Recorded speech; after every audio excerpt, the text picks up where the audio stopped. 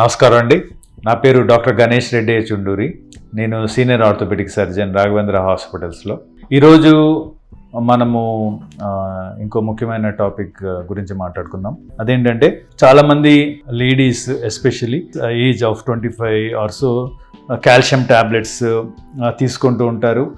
And calcium tablets తీసుకోవాలని చాలా commercial programmes కూడా ప్రమోట్ చేస్తూ ఉంటాయి అన్నమాట. సో ఇప్పుడు కొంతమంది అంటే పెద్దవాళ్ళు అయిన తర్వాత కూడా బియాండ్ 50-60 కూడా కాల్షియం ట్యాబ్లెట్స్ తీసుకుంటూ ఉంటారు. ఇప్పుడు మన టాపిక్ ఈరోజు ఏంటంటే, మనము కాల్షియం ట్యాబ్లెట్స్ తీసుకోవాలా, కాల్షియం ట్యాబ్లెట్స్తో పాటు వేరే ఇంకేమైనా తీసుకోవాలా, అసలు అదేంటి, వీటి అవసరం ఏమిటి అన్న విషయాలు బోత్ మెన్ అండ్ ఉమెన్ ఇద్దరికి ఒకసారి చూద్దాం. ఇది చెప్పే ముందు ఫస్ట్ మన బాడీలో కాల్షియం అన్నది 99% మన బాడీలో ఉన్న కాల్షియం ఏమో మన బోన్స్లో ఉంటుందండి, ఎముకల్లో ఉంటుంది. 1% కాల్షియం మటుకు మనకి బ్లడ్లో ఉంటుంది. ఈ విషయం చాలా ఇంపార్టెంట్ అన్నమాట. అది కాకుండా మన శరీరంలో ఏదైనా పని చేయాలంటే దానికి ఒక రెగ్యులేటరీ మెకానిజం ఉంటుంది. అంటే ఏది ఇష్టం వచ్చినట్టు ఏది అవ్వదు. దానికి ఒక కంట్రోలింగ్ బాడీ ఉంటుంది, దానికి ఒక రెగ్యులేటింగ్ సిస్టమ్ ఉంటుంది. సో ఆ సిస్టమ్ని కంట్రోల్ చేసే ముఖ్యమైన 3 హార్మోన్స్ ఉంటాయి అన్నమాట. ఎస్పెషల్లీ కాల్షియంకి వచ్చేటప్పటికి విటమిన్ డి ముఖ్యమైనది, ఇంకోటేమో పారథార్మోన్ అని ఒక హార్మోన్, ఇంకోటేమో కాల్సిటోనిన్ అని ఇంకో హార్మోన్. ఈ 3 కాల్షియము మనకి ఎక్కువైతే తగ్గించడానికి, తక్కువైతే పెంచడానికి బాగా వాటి కాంబినేషన్లో అవి వర్క్ చేస్తూ ఉంటాయి అన్నమాట. మళ్ళీ వీటిని వెనకాల నుంచి మళ్ళీ ఇంకొక రెగ్యులేటరీ బాడీస్ కూడా దాన్ని మానిటర్ చేస్తూ ఉంటాయి అన్నమాట. సో ఇప్పుడు మనం ఫస్ట్ లేడీస్ గురించి మాట్లాడుకుందాం. లేడీస్కి మామూలుగా ఏంటంటే డ్యూరింగ్ ద రిప్రొడక్టివ్ పీరియడ్ వచ్చేటప్పటికి, అంటే ఫ్రమ్ 16 years నుంచి సమ్వేర్ అరౌండ్ 50-55 years రేంజ్ వరకు మామూలుగా వాళ్ళకి అదేంటి పీరియడ్స్ ఉన్నంత వరకు, అంటే పీరియడ్స్ ఎప్పుడైతే రెగ్యులర్గా ఉంటూ ఉంటాయో వెనకాల ఈస్ట్రోజన్, ప్రొజెస్ట్రాన్ అని వేరే రకమైన హార్మోన్స్ ఉంటాయి. అవి వాటిని మానిటర్ చేసుకుంటూ దాన్ని రెగ్యులేటరీ సిస్టమ్ సరిగ్గా ఉన్నప్పుడు వాళ్ళకి పీరియడ్స్ అనేవి రెగ్యులర్గా అవుతూ ఉంటాయి. అయితే ఎప్పుడైతే ఈ పీరియడ్స్ రెగ్యులర్గా అవుతూ ఉంటాయో అవే హార్మోన్స్ వెనకాల నేను చెప్పిన మిగతా కాల్షియం మెటబాలిజంలో ఉన్న హార్మోన్స్ని కూడా అవి రెగ్యులేట్ చేస్తూ ఉంటాయి అన్నమాట. సో ఎప్పుడైతే ఉమెన్కి పీరియడ్స్ అనేవి రెగ్యులర్గా ఉంటాయో వాళ్ళకి ఎక్స్ట్రా కాల్షియం ఇవ్వాల్సిన పెద్ద అవసరం ఏమీ ఉండదు. ఎందుకంటే ఆల్రెడీ ఆ సిస్టమ్ రెగ్యులేషన్లో ఉన్నట్టే, ఇండైరెక్ట్ ఎవిడెన్స్ అనమాట అది. ఎవరికైతే పీరియడ్స్ రెగ్యులర్గా ఉండవో ఫర్ వేరియస్ రీజన్స్, లేకపోతే వేరే కారణాల వల్ల వాళ్ళకి ఈస్ట్రోజన్లో కానీ లేకపోతే వేరే హార్మోన్స్లో ఇంబ్యాలెన్స్ ఉంటుందో వాళ్ళకి మటుకు డెఫినెట్గా ఎక్స్టర్నల్ సపోర్ట్ అంటే మందుల ద్వారా కాల్షియం సప్లిమెంటేషన్ అవసరం అవుతుంది. మనం ఈరోజు మాట్లాడుకునేది సాధారణమైన మనుషులకి కాల్షియము ఎక్స్ట్రా సప్లిమెంటేషన్ అవసరమా లేదా అన్న టాపిక్ మీదే మనం మాట్లాడుకుంటున్నాం. సో సాధారణమైన మనుషులకి అంటే 90-95% ఆఫ్ ద ఉమెన్కి వాళ్ళ సైకిల్స్ రెగ్యులర్గా ఉంటాయి. ఎందుకంటే నేచర్ అలానే చేస్తుంది కాబట్టి. సో వాళ్ళకి ప్రత్యేకంగా up to between ages of 16 నుంచి ఆల్మోస్ట్ 50 వరకు వాళ్ళకి పెద్ద కాల్షియం సప్లిమెంటేషన్ అవసరం ఏమీ లేదు.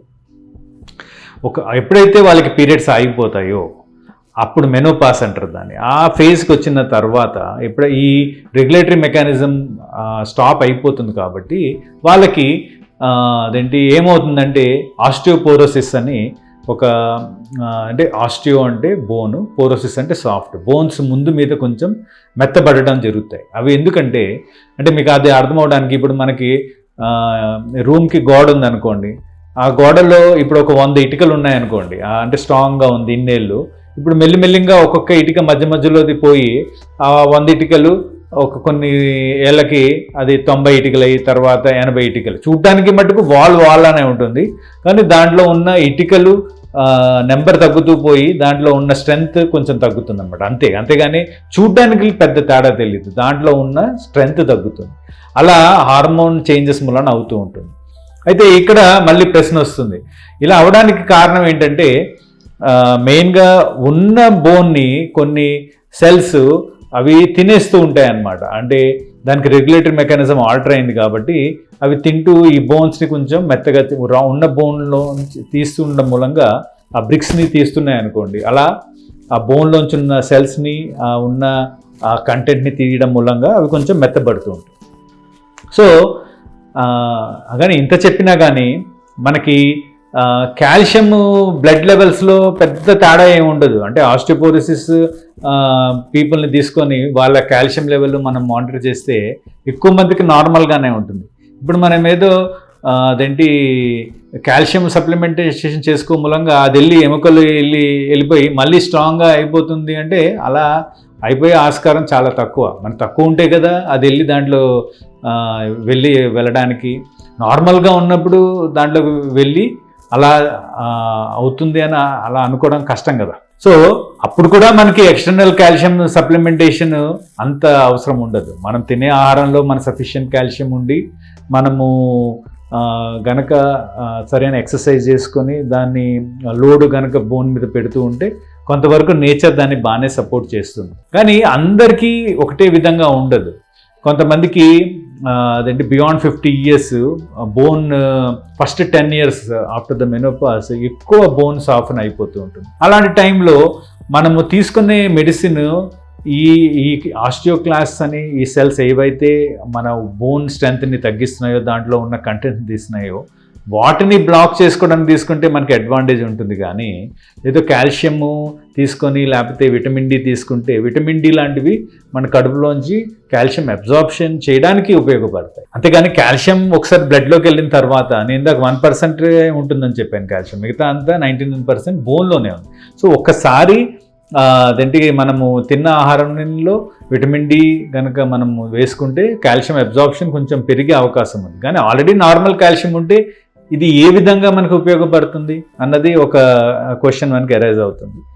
ఒకవేళ మనకి కాల్షియము మనకి బోన్ స్ట్రెంతే మనము సరిగ్గా నింపుకోవాలంటే ఎక్కువ తినేసే చేసే లోపల ఉన్న సెల్స్ ఏవైతే బోన్ని తింటున్నాయో వాటిని తగ్గించుకోవడం తెలివైన పని కదా. మనం ఎక్స్ట్రా మెటీరియల్ ఇచ్చినంత మాత్రాన ఇది అదేంటి బోన్ స్ట్రెంత్ పెరగదు. అంటే ఇంకో మీకు సింపుల్గా అర్థం అవడానికి మన సంపాదన అలానే ఉంది, కానీ మనం తలుపులు తెరిచిపెట్టుకున్నాం, దొంగ వచ్చి దొంగతనం చేస్తున్నాడు. మన తలుపులు వేసుకొని దొంగని రాకుండా చూసుకోవాలి. కానీ సంపాదన కొంచెం పెంచితే దొంగ దోచుకుంటూనే ఉంటాడు కదా. అది కూడా అంటే సంపాదన పరంగా అయితే మనకి వాల్యూ పెరుగుతూ ఉంటుంది. ఇక్కడ సేమ్ వాల్యూ ఉంటుంది. బికాస్ కాల్షియం లెవెల్లో ఏం పెద్ద ఆల్టరేషన్ లేదు కదా. అంటే మెజారిటీ ఆఫ్ పీపుల్లో నేను చెప్పేది. బట్ కొంతమంది ఎక్సెప్షన్స్ ఉంటారు, వాళ్ళకి ఫర్ వేరియస్ రీజన్స్. అంటే ఇప్పుడు ఇందాక చెప్పినట్టుగా ఆ పారాథైరాయిడ్ లెవెల్స్లో కానీ లేకపోతే వేరే కారణాల డిసీజెస్ మూలన కానీ వాళ్ళ ఎక్సెస్ బోన్ లాస్ అయిపోతున్నప్పుడు వాళ్ళు డెఫినెట్గా సప్లిమెంటేషన్ తీసుకోవడంలో ఎటువంటి నష్టం లేదు. కాకపోతే ఈ నేను చెప్పినట్టుగా ఉట్టి calcium supplementation during the when menstrual periods రెగ్యులర్గా ఉన్నప్పుడు అలాంటి అసలు అవసరమే లేదు. ప్లస్ మీరు గనక అదేంటి మెనోపాస్కి వచ్చినప్పుడు ఈ ఆస్టియోక్లాస్ మీద ఎక్కువ లోడు దాన్ని తీయకుండా వాడే మందులు, అంటే కొన్ని బైఫాస్ఫోనేట్స్ అని ఒక set of group of medicines ఉంటాయి. అవి వన్స్ ఏ వీక్ వన్స్ ఏ మంత్ ఒకసారి వేసుకున్నా సరిపోతుంది. అలా రెగ్యులర్గా కాదు, ఒక 2 years అట్లా వేసుకొని మళ్ళీ కాసేపు కొన్ని రోజులు మానేసి కొన్ని ఏళ్ళు తర్వాత మళ్ళీ వేసుకోవచ్చు అంతే. అండ్ ఇంకొన్ని ఇంజెక్షన్స్ అంటే పారాథార్మోన్ రీకాంబినెంట్ డ్రగ్స్ లైక్ టెరాపెరటైడ్ లాంటివి అవి కూడా ఇంకొన్ని మార్కెట్లో ఉన్నాయి. అవి ఏంటంటే ఎక్కువ ఆల్రెడీ ఉన్న సెల్స్ని ఎక్కువ న్యూ బోన్ ప్రొడ్యూస్ చేయడానికి అవి హెల్ప్ చేస్తాయి. కానీ అంటే మనకి అవసరమైతేనే ఇట్లాంటి సప్లిమెంటేషన్ వైపు వెళ్ళాలి. కానీ మనకి వచ్చిన అడ్వర్టైజ్మెంట్లు చూసి లేకపోతే నేను ఇవి తీసుకుంటే మనకి ఏదో ఎక్కువ నాకు వయసు పెరుగుతున్న కొద్దీ నేను అవి వేసుకుంటే నాకు బలం వస్తుందనో లేకపోతే నా బోన్స్ గట్టి పడతాయని అపోహతో మటు వేసుకోకూడదు. ఓకేనండి, థ్యాంక్ యూ.